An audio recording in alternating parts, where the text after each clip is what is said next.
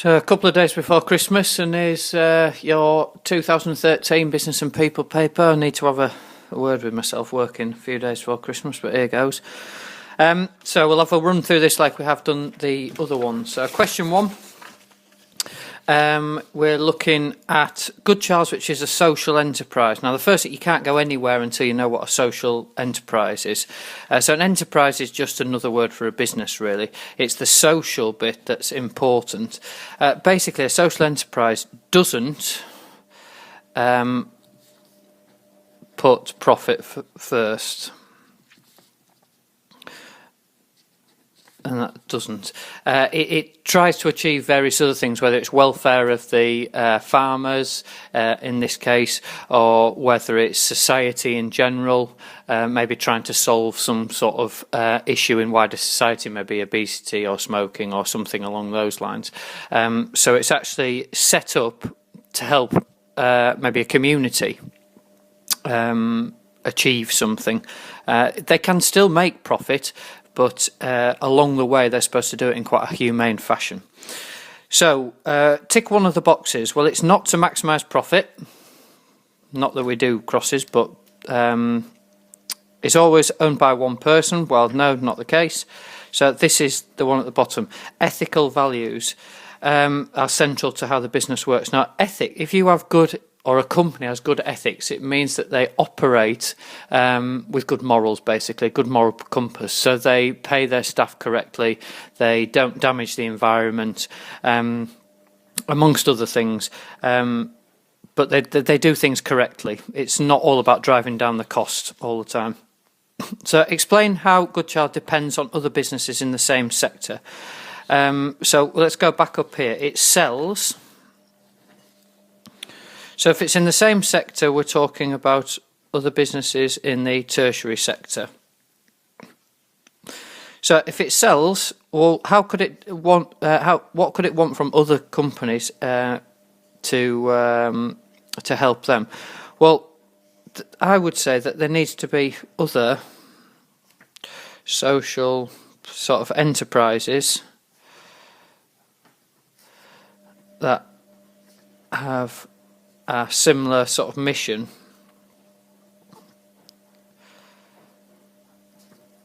so that maybe fair trade, goods become more sort of popular.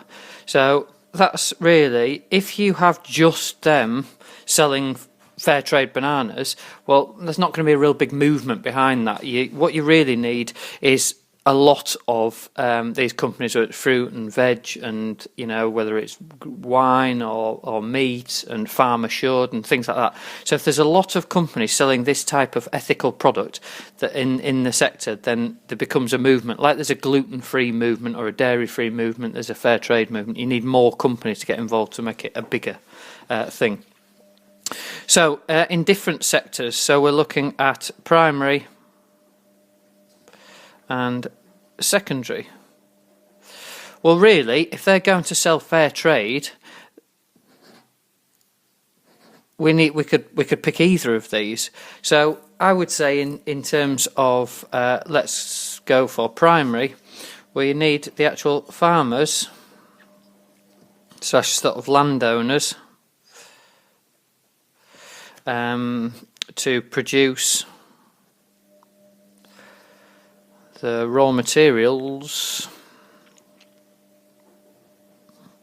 in the right way, and that would be fair pay for workers. You might have other things like not using pesticides and making sure that every person within the whole process, from developing the banana plant right through to the selling, is getting their equal cut. And that is reflected in the price. They're often more expensive because you need to pay people more.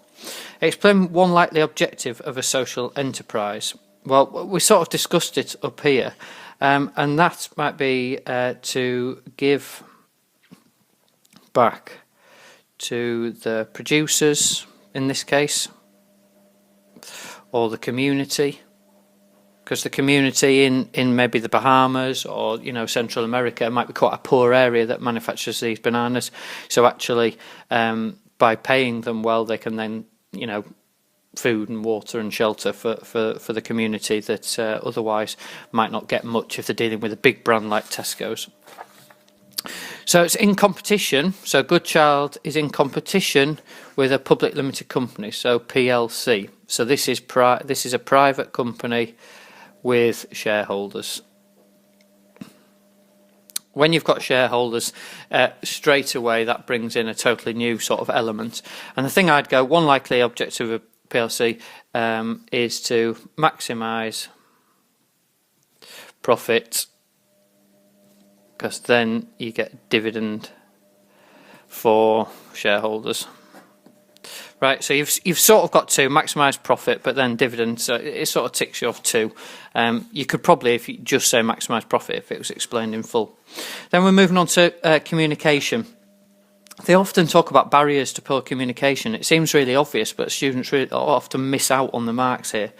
So communications within Good Child. The table below shows some examples. Tick 1, so don't anymore, just one box. Either that one or that one or that one or that one or that one or that one. Next to each example, and there's potential for 3 marks here, so it should be an easy win. So examples of communication. The human resource manager discussing a staffing matter with the managing director. Right, so both internal, they're both within, the manager can just go up to an office and chat there. Sales manager telling customers, so the manager is in the business, the customers are outside the business, so that's an external source, because there has to be movement outside of the business. Employees discussing with their managers where to improve, so employees are in the business, managers are in the business, so internal, so it should be a nice easy 3 marker.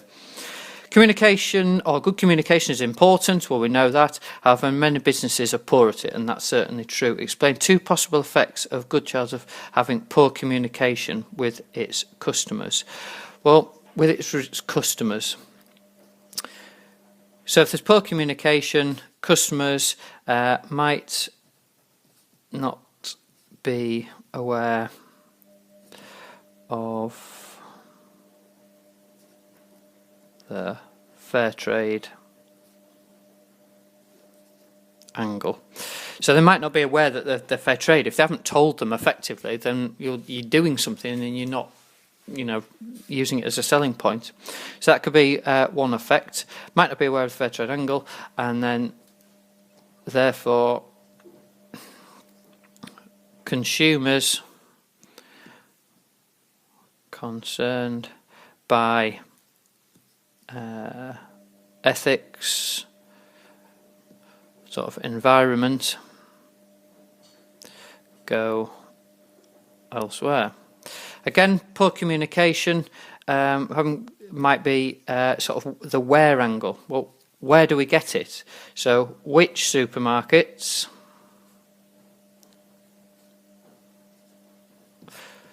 or which sort of corner shops? So they might want the particular product, but if they don't know where to get it, then it's impossible to act on the desire to purchase. Right, so that should be 4 marks if you do that. If you're fair trade, you need to tell people about it, and if you're fair trade and sell it, you need to know, well, where do I get this, so they can actually go out and act on the desire.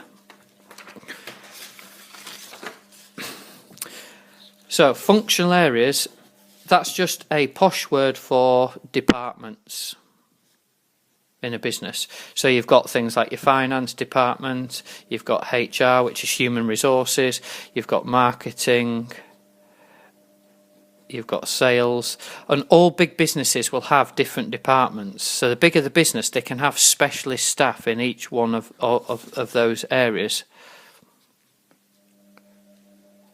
That's an economy of scale, because the bigger you are, the more likely you can it is that you can have those different areas, so that small sole traders can't have a department for each of those. Basically, the manager performs all those functions, and that's why they're maybe not quite so efficient.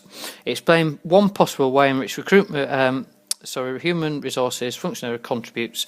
Basically, it's in the recruitment and selection process. Getting the right skills. And effectively, you can get this from here. You can steal this from the next question and move it up there. So sometimes if you're struggling, look at the questions a bit further on because it gives you a hint. So that should be 2. You've told which part and you've said why. So you always need 2. Next bit, explain whether it's a good way to recruit externally, so that's going outside the business and not using current employees to fill this new position as marketing manager. So first of all, if it's 6, we need to split this down into ads, and then we'll do disads up here.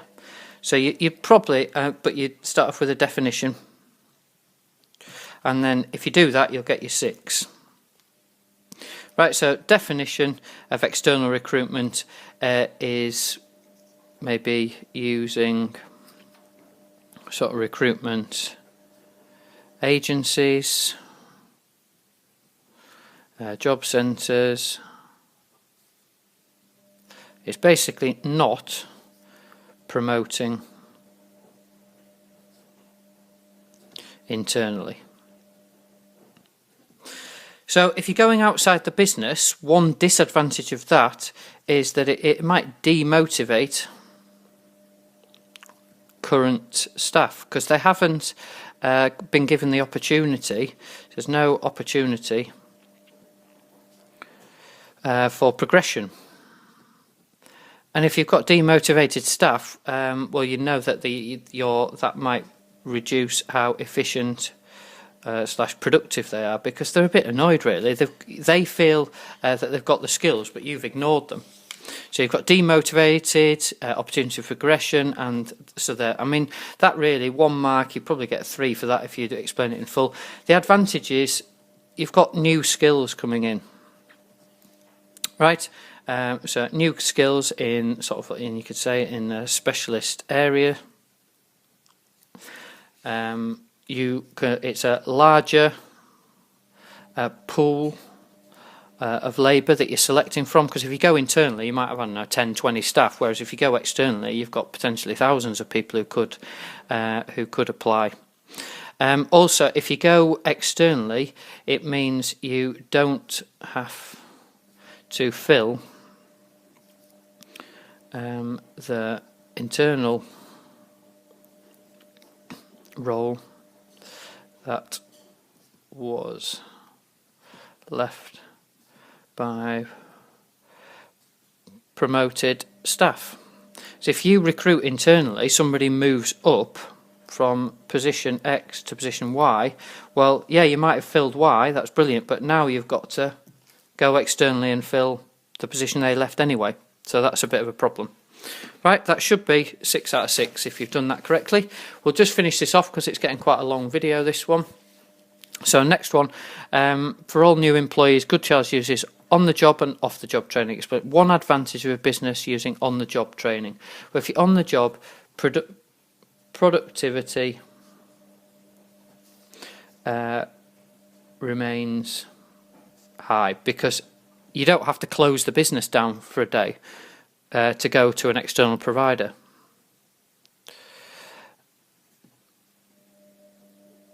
Because you can work on the production line and you can keep things rolling along the production line so that things work. It's also very much sort of like a hands-on, you don't need to mention more, but hands-on approach, which is practical. If something's practical, it's not just theory, which is difficult to apply.